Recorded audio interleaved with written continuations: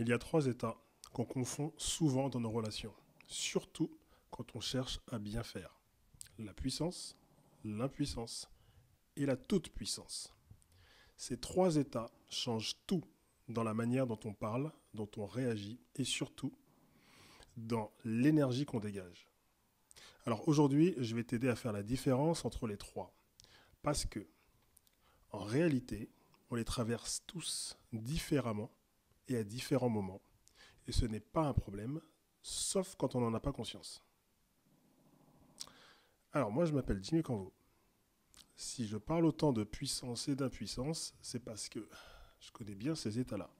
Depuis plusieurs années, j'accompagne des femmes à sortir de l'emprise, à se libérer des relations toxiques et à se reconstruire en profondeur, émotionnellement et intérieurement. Tu peux retrouver toutes mes vidéos sur Instagram, TikTok et t'abonner si tu veux continuer ce chemin avec moi. On va commencer par être dans sa puissance. C'est peut-être l'état le plus méconnu, parce que c'est le plus discret, mais la réalité c'est que c'est celui dans lequel on souhaiterait tous être. Parce que ce n'est pas du volume, ce n'est pas du contrôle, et ce n'est pas non plus une position haute. Non. Être dans sa puissance, c'est une présence, une posture intérieure stable, ancrée, où tu restes chez toi, sans t'imposer, mais sans te diminuer non plus. C'est un espace où tu peux être direct sans être violent, être ouvert sans te laisser envahir, être simple sans être effacé, être chaleureux, chaleureuse, sans te suradapter, être authentique sans chercher à séduire. Tu ne parles pas pour convaincre, tu parles pour partager. Tu poses des questions plutôt que d'asséner des vérités. Tu écoutes sans te sentir obligé de répondre. Tu peux dire je ne sais pas sans perdre ta valeur. Dans cet espace, l'autre est l'autre. Il peut être d'accord ou pas. Il peut te ressembler ou pas du tout. Mais tu n'as pas besoin de le changer pour exister. Tu es simplement là, présent ou présente, aligné, en lien, et ça suffit. On va parler maintenant de l'impuissance. Alors, à l'opposé, l'impuissance est là, tu t'agites, tout s'agite. Parce que l'impuissance, c'est le règne du trop. Trop d'arguments, trop de mots, trop d'efforts pour être entendu, compris et validé. On cherche à convaincre, mais en réalité, on cherche surtout à combler un vide à l'intérieur de soi. Le vide de la légitimité. On ne se sent pas assez écouté, pas assez crédible, pas assez aimé. Alors on multiplie les justifications. On explique trop, on parle pour survivre. Mais plus on parle, plus on s'éloigne de soi. Et plus on s'éloigne de soi, plus on se rigidifie. On perd la rigueur intérieure. Ce juste cadre qui nous maintient centrés. Et là, on bascule dans la rigidité mentale, dans un idéal personnel qu'on veut imposer à l'autre. Je dois être compris, sinon tu ne me respectes pas. Mais au fond, ce n'est pas un débat, c'est un appel à l'aide camouflée. L'impuissance parle la langue de la peur.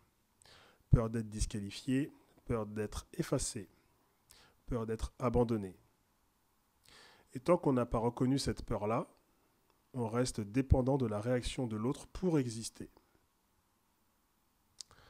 La troisième et dernière, c'est la toute-puissance. Parce que ça, c'est le vrai piège, très subtil, vraiment. La toute-puissance ressemble à la puissance, mais elle est gonflée. Gonflée à l'ego. C'est un moi qui croit savoir, qui s'appuie sur ses expériences, ses connaissances, ses preuves de sagesse, et qui s'installe au-dessus. Je sais, Je vois ce que tu ne vois pas. Moi, j'ai compris. Mais cette posture n'est pas stable. Elle est en réaction. Parce qu'en réalité, la toute-puissance, c'est une réponse de survie.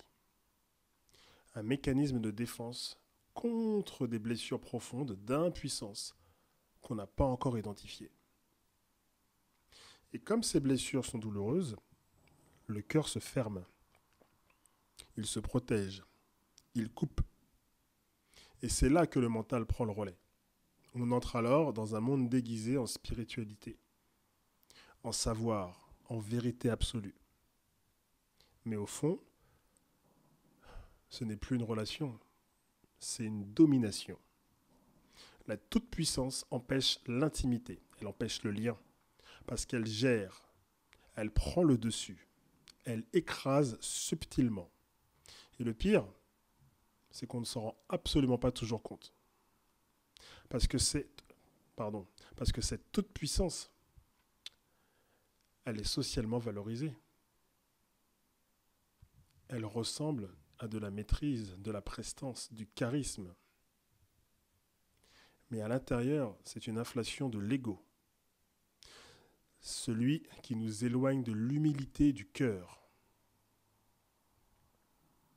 Alors, puissance, impuissance, toute puissance. Ce sont trois postures absolument différentes. Mais tu sais quoi? On les traverse tous.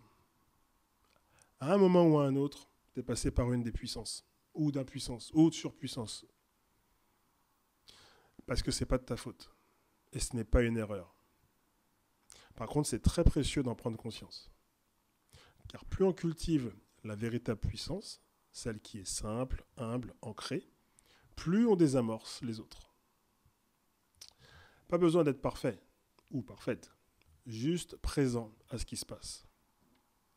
Et parfois, il suffit d'un silence, d'un je sais pas, d'un bon, je t'écoute, pour sortir de la lutte et revenir dans le lien. Alors dis-moi, s'il te plaît, dis-moi en commentaire où tu te situes. Partage cette vidéo à celles et ceux qui en ont besoin et n'oublie pas de t'abonner.